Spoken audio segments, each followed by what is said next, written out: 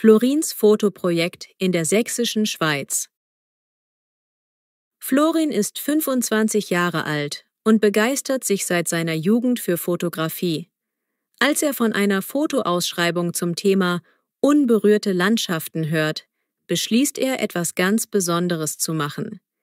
Er kündigt seinen kleinen Nebenjob im Buchladen und plant eine Reise in die sächsische Schweiz, um dort ein eigenes Fotoprojekt umzusetzen. Mit seiner Kameraausrüstung, einem Zelt und viel Neugier reist er an. Gleich am ersten Tag merkt er, wie imposant die Felsformationen und tiefen Täler sind. Er checkt in einer einfachen Pension ein, doch eigentlich will er vor allem draußen sein, um das richtige Licht zu erwischen. Im Dorf erfährt er von den berühmten Wanderwegen und spektakulären Aussichten. Er notiert sich die besten Spots, spricht mit Einheimischen und kauft eine Wanderkarte. Dann steht er früh auf, um den Sonnenaufgang von einer Felskante aus zu fotografieren. Am nächsten Morgen wandert Florin zum ersten Aussichtspunkt, der von den Einheimischen Adlernest genannt wird. Die Steine sind feucht vom Nebel, er muss vorsichtig klettern. Oben angekommen, erlebt er einen atemberaubenden Blick. Ein Meer aus Nebel liegt im Tal, während die Felsen langsam von den ersten Sonnenstrahlen geküsst werden. Florin knipst mehrere Serien von Aufnahmen, spielt mit der Blende und Belichtungszeit. Er fühlt sich inspiriert. In den folgenden Tagen erkundet er verschiedene Routen. Einmal wählt er eine Schlucht, in der ein Bach plätschert und das Sonnenlicht nur schwer durch das enge Gestein dringt. Dort probiert Florin Langzeitbelichtungen, um das Wasser seidig wirken zu lassen.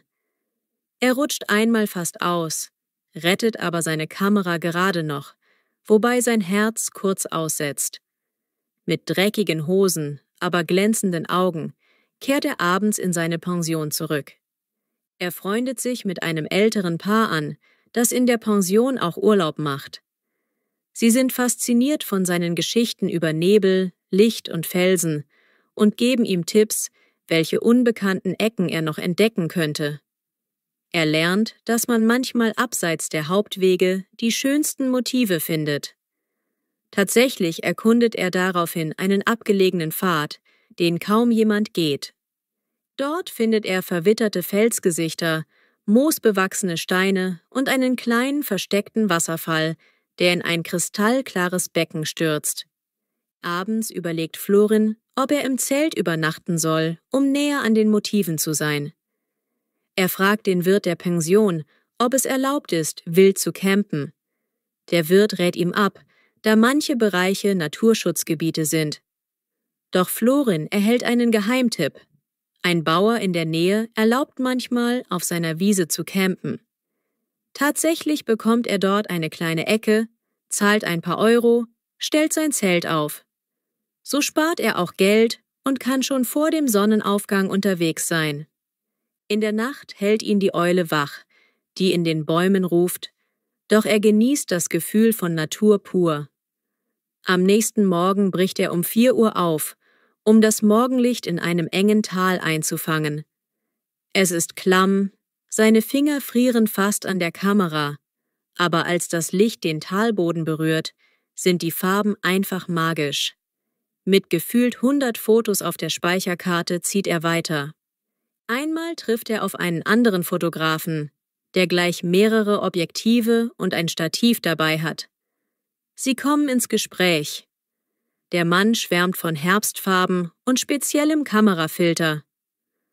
Florin merkt, wie viel es noch zu lernen gibt, doch er fühlt sich nicht eingeschüchtert, sondern motiviert. Sie tauschen Kontaktdaten und versprechen später mal Bilder auszutauschen.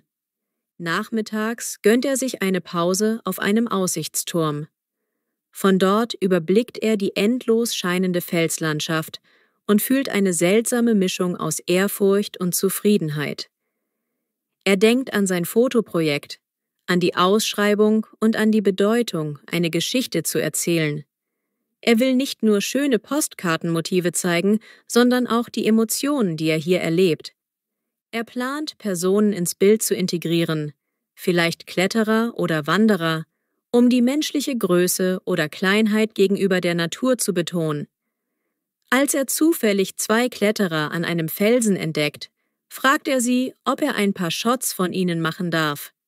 Sie willigen ein, und so entstehen imposante Aufnahmen von Seilen, Felswand und schweißtreibender Anstrengung. Am Abend lädt Florin seine Fotos auf den Laptop und beginnt, sie zu sichten und zu sortieren. Manche sind unscharf oder langweilig. Andere lassen sein Herz höher schlagen, weil das Licht, der Nebel und die Farben perfekt passen. Er schreibt Notizen zu den Geschichten dahinter, wann er das Bild gemacht hat, wie die Stimmung war. Vielleicht kann er später einen kleinen Fotoband produzieren. Nach einer Woche spürt er die körperliche Anstrengung. Seine Beine sind müde vom vielen Wandern, sein Rücken schmerzt vom Rucksack. Doch er fühlt sich lebendiger als je zuvor. Er duscht in der Pension, gönnt sich ein deftiges Abendessen mit Wildgulasch und Rotkohl und redet mit den anderen Gästen über seine Erlebnisse. Viele sind überrascht, wie intensiv er das Projekt betreibt. Er beschließt, ein paar Tage dran zu hängen, weil er noch nicht alle Ecken gesehen hat. Außerdem möchte er Sonnenuntergänge und Nachtaufnahmen versuchen. Er wartet einmal bis spät in die Nacht, um Sterne und Felsen gleichzeitig aufs Bild zu kriegen. Das erfordert eine lange Belichtungszeit und ein stabiles Stativ. Er friert in der Dunkelheit, aber als er auf dem Display das Ergebnis sieht, ist er überwältigt. Ein kleines Drama passiert, als er morgens um 3 Uhr einen steilen Hang hinunterrutscht, weil er einen anderen Fotospot ansteuern will. Er bleibt unverletzt, aber sein Rucksack schlägt auf dem Boden auf. Die Kamera ist zum Glück im stabilen Gehäuse, doch sein Objektivfilter zerbricht. Er ärgert sich, aber immerhin ist das teure Glas heil geblieben. Er lernt, vorsichtiger zu sein, achtet auf gute Schuhe und behält immer ein Auge auf das Gelände. Trotzdem lässt er sich nicht davon abhalten, spektakuläre Perspektiven zu suchen. Er kriecht einmal auf dem Bauch an einen Felsvorsprung, um das Tal dramatischer ins Bild zu bringen. Wenn er an seine Angst denkt, lacht er nur und drückt den Auslöser. Kurz vor seiner Abreise beschließt er, eine kleine Auswahl an Fotos zu finalisieren. Er sitzt in einem Café, bestellt sich Tee und klappt seinen Laptop auf. Mit Kopfhörern hört er leise Musik, während er an Kontrast, Helligkeit und Farben arbeitet.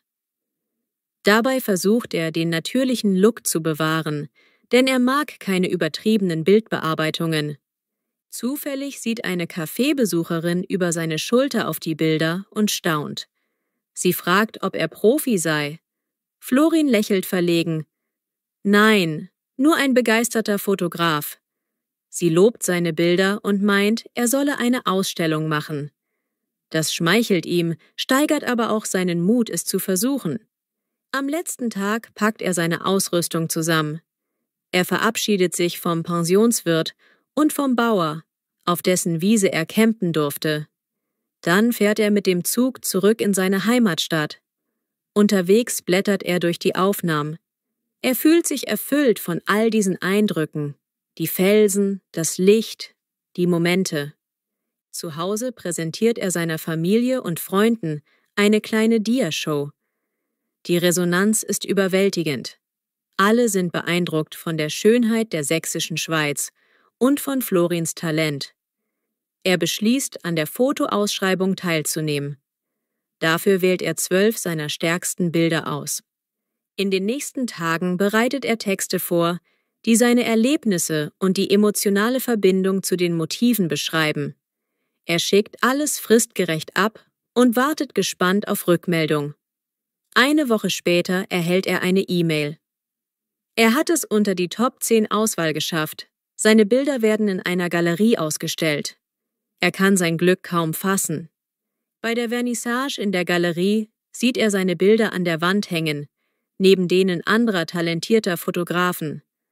Viele Besucher bleiben vor seinen Werken stehen, wirken ergriffen. Jemand sagt, man spürt richtig das Morgenlicht und den Nebel in diesen Felsen. Florin fühlt Gänsehaut vor Freude. Obwohl er den ersten Platz nicht gewinnt, ist seine Platzierung und die Anerkennung ein riesiger Erfolg für ihn. Er nimmt sich vor, weiter an seiner Fotografie zu arbeiten, vielleicht neue Gebirgsregionen zu entdecken.